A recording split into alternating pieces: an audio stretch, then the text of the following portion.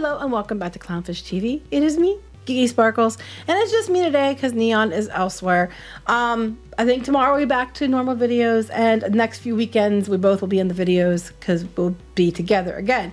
So we're going to talk today about Deadpool Wolverine again. We're going to talk about how it did at the box office, and it did pretty good at the box office. It broke some records. Deadline has a look at some of the records it broke. We're going to talk about that.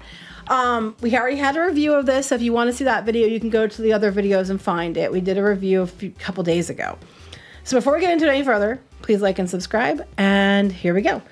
I'm sorry. Woohoo. Woohoo! I forgot.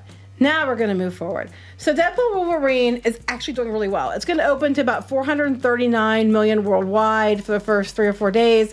Again, we won't know the actual full number until probably tomorrow or Tuesday. So they're estimating like 438 point something. So I just rounded it to 439. So it might even go higher. We don't know yet.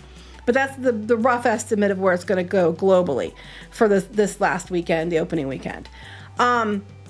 Now, domestically, it's going to do about 205 million at the box office, which is going to put it in 8th place for the highest grossing movies domestically. It's above Black Panther, which was at 202 million for its opening, but it's behind Avengers, which hit 207 million for its opening. The highest spot goes to Avengers Endgame at 357 million for opening domestic, and it's nowhere near that. But we have to see how it's going to do overall given time, because a lot of people might be waiting. They wanted to hear how it was. They want to know, oh, can I take my kids? No, don't take your kids unless they're older children, like 14, 15 plus. Don't take your kids. But for an R-rated movie, it's doing really well. Internationally, the film hit about 233 million. And there were several markets it released over there, and it did really well. It did better overseas, but that's a lot of different markets. So it's kicking ass. And it's funny because when you look at how it did compared to movies from last year that were Marvel, it's like some of them, it just made a little bit less globally than it did the whole run, for some of the stuff. So we're going to look at the estimates. They were estimating it was going to be about 160 to 170 million. Some places were estimating 190 to 200 million. It blew past that. For the domestic. Global, they were estimating it, I think, around 350 somewhere in there million, maybe 400 million. It blew past that, so it well exceeded expectations.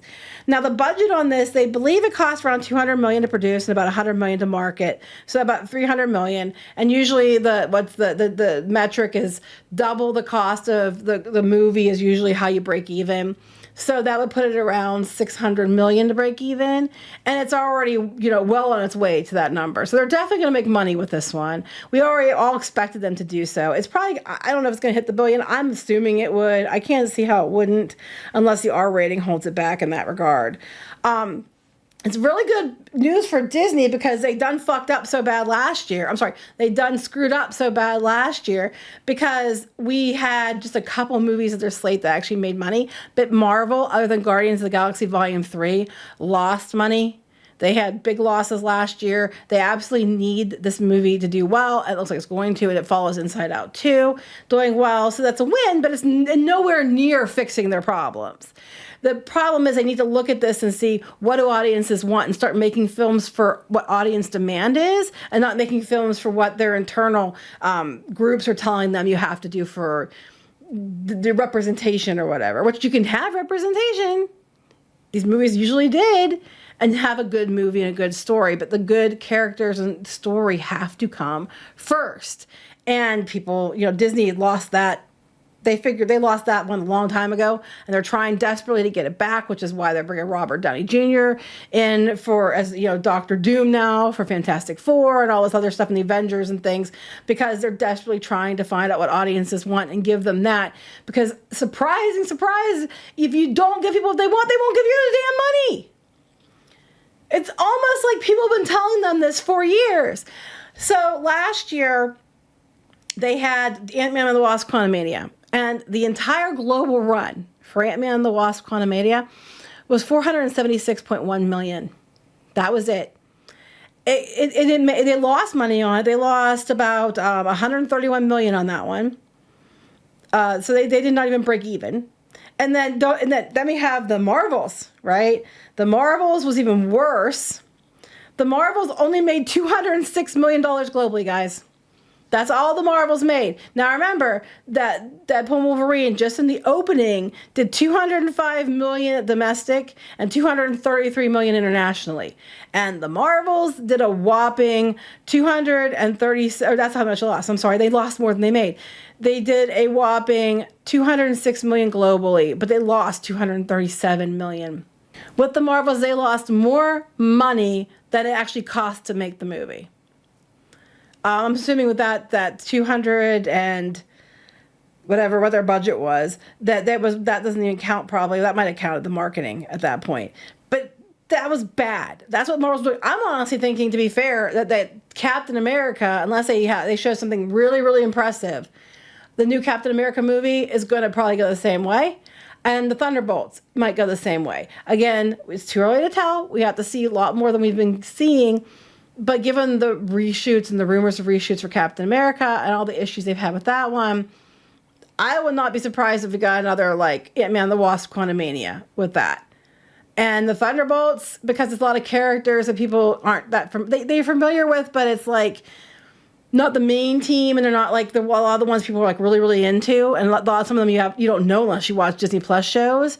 I think that one might end up going the way of the Marvels, because the same thing would happen with that. Maybe more money, and you might make more lower money. But the Marvels, the problem was you had Captain Marvel, people knew from the films, but you had, Ms. Marvel, that if you didn't watch the show on Disney Plus or know the comics, you'd be like, who the hell is this? And Photon, Monica Rambeau, that other than her being a little kid in Captain Marvel, you're like, who the hell is this? And there's a lot of it relied on watching the Disney Plus shows. And I think that's going to be the same problem they're going to have with the Thunderbolts next year. So Disney needs to pull their heads out of their butts. And I don't know why they're still releasing these, probably because they already have too much sunk into it. So any money back is good, I guess. Moving forward, I think Fantastic Four will probably do really well. They had the little trailer that they gave at San Diego Comic-Con out, and it looked fun. I mean, of course, it's not actual filming. It was just like a little animatic thing they made because the filming hasn't really started on it yet. But it was cute if you can find it, because people keep taking it down as soon as people see it. Which I think is stupid. Disney, little hint here. You want people to see that because it looks fun and it might get people interested in it. Making it hidden and taking people, copyright striking people to take it down so they can't see it is probably the wrong move right now. You need that win. You need people to see that. So if I were you, I would stop copyright striking people and make sure it got leaked out, because that's what you need that to get people interested in Fantastic Four. Because I showed it to Neon, and he's like, "Oh, I like this. It looks good," because it's definitely the retro 60s, space race kind of thing, and it works with Fantastic Four, and it's fun. And I think that them trying to hide it because it was a San Diego Comic-Con, Easter egg exclusive thing, and we can't let anybody else see it. It's stupid. I thought you wanted to make money. Anyway, we're going to go over here to the deadline. Here's the different records that the movie had broken. Deadpool Wolverine broke these records. Highest R-rated opening of all time, both worldwide and domestic. $438.3 million worldwide, $205 million domestic.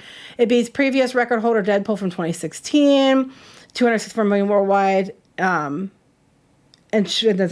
like markets excluding China. They all exclude China. $132.4 million domestic. Biggest global opener since Avatar: The Way of Water, $439 million for that one. So it was close. And like I said, the numbers aren't out yet fully. So we don't know. It might go over that. It might beat this one. We have to wait and see. Highest July opening weekend of all time. Domestic box office surpassing The Lion King, which was $191.8 million. But like I said, it's July. Marvel Cinematic Universe, 34 titles, then $30 billion. Okay, yeah, so right at this point in time, Marvel Cinematic Universe has hit $30 billion. It's the highest grossing film franchise of all time after this movie has come out. The 34th consecutive MCU release to debut at number one at the domestic box office. Well, that's a no-brainer. Highest domestic opening weekend of 2024. It doesn't take much on that one. Highest since December 2021, Spider-Man No Way Home, which was 260.1. It did better domestically. But again, it doesn't take much. Number 8, highest opening domestic weekend of all time, which we talked about. Number 5, highest superhero opening weekend of all time, behind Avengers Endgame, Spider-Man No Way Home, Avengers Infinity War, and The Avengers. Number 2, highest opening weekend for a third installment of all time, behind Avengers Endgame. Okay. And they said, as of this post, Walt Disney is responsible for 16 of the top 20 opening domestic weekends of all time. Some of them they bought. That's a whole other story. MCU is responsible for 11 of the top 20. They said at $233.3 million international, Deadpool Wolverine is the highest opening weekend ever for a U.S. R-related release, surpassing Joker by a significant margin. It had $147 million. Highest opening weekend abroad since Avatar: The Way of Water, and surpassing Inside Out 2 at $223 million. Again, that might go up higher. Highest opening weekend in 2024 in Germany, UK, Australia, and Japan, as well as not kind of their local film. See, this is the highest opening weekend in these countries, non-local, as another small markets. So if you're not a local film, you did better. Okay, that's just like on a Tuesday at 1 p.m. if you squint your eyes and hop on one leg. Some of these records are a little bit dumb, but it's breaking records. I figured it would. The only thing I was worried would hold it back is the R rating, but it doesn't seem to be doing so. I mean, long term we'll have to see. I expect it fully to hit $1 billion. If it doesn't, it's because there's not enough. It's limited to the audience based on the fact that it's rated R. But it's kicking ass. And yes, the plot is kind of weak and not there. But it's just about fun. It's just about dumb fun, and it's just about having a good time, and the characters are acting like themselves, and Deadpool never, it's all over the place anyway.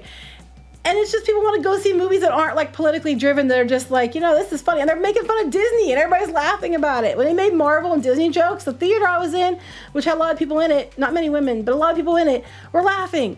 Because they all were in on the joke, which is Disney's full of shit. And they're trying desperately to fix it.